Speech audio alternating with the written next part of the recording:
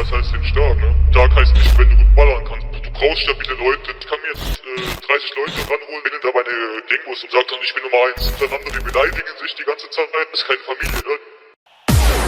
Vamos a la playa.